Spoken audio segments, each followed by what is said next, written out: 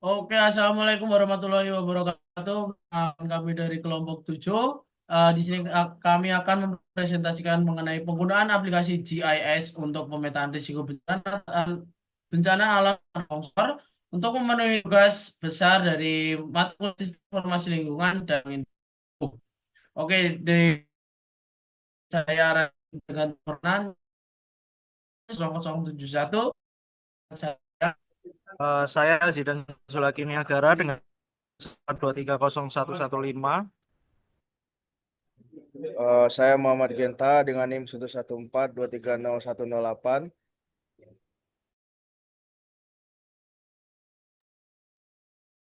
Saya Krismelinda Saputri, NIM 114230040.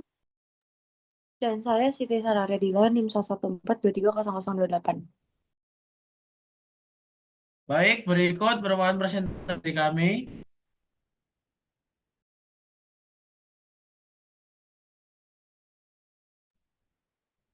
Baik, di sini ada pendahuluan. Bencana merupakan suatu kejadian atau gejala ekstrim yang berasal dari kegiatan manusia. Suatu kejadian dikatakan bencana apabila ada interaksi dengan manusia atau jika ancaman itu bertemu dengan kerentanan. Seiring dengan perkembangan teknologi, kebutuhan akan data informasi yang akurat, sistem informasi geografis atau Geographic Information System atau GIS menjadi alat yang sangat efektif dalam membantu pemetaan risiko bencana. GIS ini memfasilitasi perencanaan mitigasi, serta penentuan lokasi evakuasi dan penanggulangan bencana yang lebih tepat sasaran. Selanjutnya ada aplikasi dari GIS atau Sistem Informasi Geografis. Itu adalah sistem informasi khusus yang mengelola data yang memiliki informasi spasial atau untuk referensi yang keuangan. Dalam arti yang lebih sempit, GIS itu adalah sistem komputer yang memiliki kemampuan untuk membangun, menyimpan, mengelola, dan menampilkan informasi referensi geografis. Misalnya data yang diidentifikasi menurut lokasi dalam database. Nah, ini ada tinjauan pustaka di mana judul yang kami ambil yaitu Tanah Longsor merupakan salah satu bencana geologi yang sering terjadi di Indonesia. Peristiwa ini umumnya dipicu oleh kondisi geologi, morfologi, curah hujan, serta aktivitas manusia. Dampaknya ini bisa sangat besar, berupa korban jiwa, kerusakan lahan, maupun rusaknya infrastruktur vital. Nah, peran dari GIS ini itu lumayan penting karena nantinya dia akan mengintegrasikan berbagai data seperti aliran lereng, jenis tanah, curah hujan, dan kondisi geologi yang nantinya akan menghasilkan output sebuah peta risiko tanah longsor yang digunakan sebagai perencanaan wilayah, pemetaan bencana, serta pengambilan keputusan berbasis data spasial. Oke, selanjutnya itu untuk penggunaan aplikasi GIS itu berperan penting dalam yang pertama itu dalam mengelola dan menganalisis data spasial untuk menentukan daerah lawan kan itu meliputi peta tanah, curah hujan, peta kemiringan lereng, peta geologi, dan tutupan lahan. Setelah data semuanya itu diolah, lalu GIS mampu menghasilkan peta kerawanan longsor yang dapat diklasifikasikan menjadi tingkat tinggi, sedang, dan rendah. Lalu hasil pengamatan ini kemudian diverifikasi di lapangan agar akurat dan sesuai dengan kondisi yang ada di lapangan. Oke, berikut merupakan contoh peta rawan bencana tanah longsor.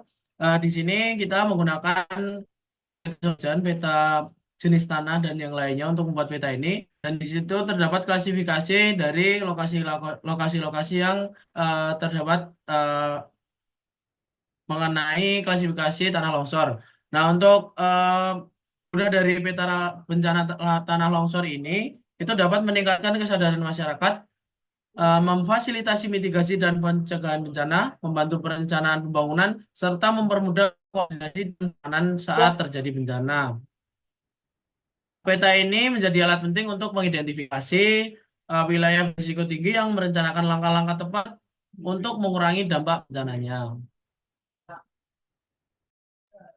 Lalu itu dapat dimanfaatkan sebagai data dasar untuk dianalisis evaluasi efektivitas mitigasi. Itu prosesnya itu mencakup yang pertama itu adalah pengumpulan data. Itu dilakukan secara cermat untuk memperoleh informasi yang akurat. Yang kedua itu ada pengolahan data itu untuk menyempurnakan dan data agar siap dianalisis. Yang ketiga adalah itu untuk menghasilkan peta yang bermakna sebagai presentasi visual bagi pembaca. Lalu untuk yang keempat, transformasi ke aplikasi itu untuk transfer peta ke aplikasi untuk kemudahan analisisnya.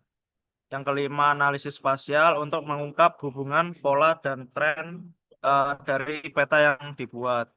Yang keenam itu adalah interpretasi hasil, memberikan pemahaman dan makna dari analisis.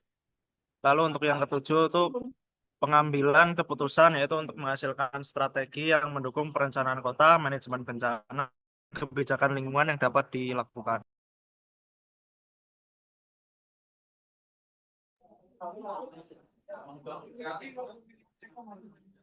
Lalu selanjutnya itu ada faktor penyebab tanah longsor sendiri. Tanah longsor ini dipengaruhi oleh dua faktor utama seperti faktor pengontrol dan faktor pemicu. Faktor pengontrol ini meliputi kondisi geologi, litologi, struktur batuan, serta kemiringan lereng. Sementara itu, faktor pemicu bisa berupa curah hujan tinggi, gempa bumi, erosi kaki di bagian lereng, maupun aktivitas manusia yang tidak terkontrol. Teknologi dari sistem informasi geografis ini tepat memungkinkan prediksi perkembangan tanah longsor serta estimasi geometri objek permukaan bumi. Kemungkinan unik dari pemodelan matematis dan kartografis tidak hanya diformulasikan untuk menampilkan hasil studi, namun juga untuk melakukan perhitungan langsung pada peta untuk meminimalkan dampak longsor yang ingin dihindari.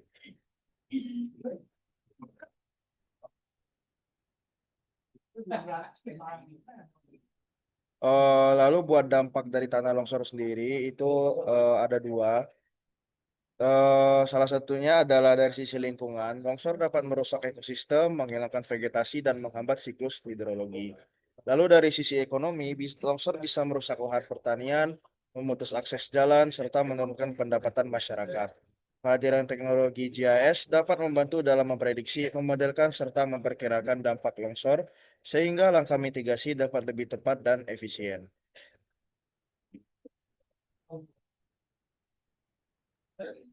Oke, di sini dari presentasi yang telah kita lakukan dapat disimpulkan bahwa penelitian ini menunjukkan peran GIS yang dapat digunakan untuk pemetaan risiko tanah longsor dengan integrasi data spasial seperti curah hujan, tanah, tutupan lahan, struktur geologi, dan kemiringan. Adapun faktor risiko utamanya yaitu curah hujan tinggi, yang terjal, kondisi geologi, Ma- berkurangnya tutupan aktivitas manusia.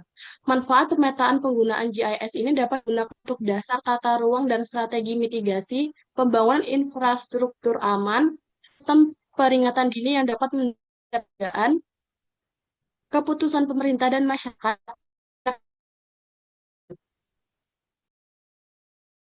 Baik, sekian presentasi kami. Bila ada kesalahan kata ataupun perbuatan mohon dimaafkan. Wassalamualaikum warahmatullahi wabarakatuh. Terima kasih.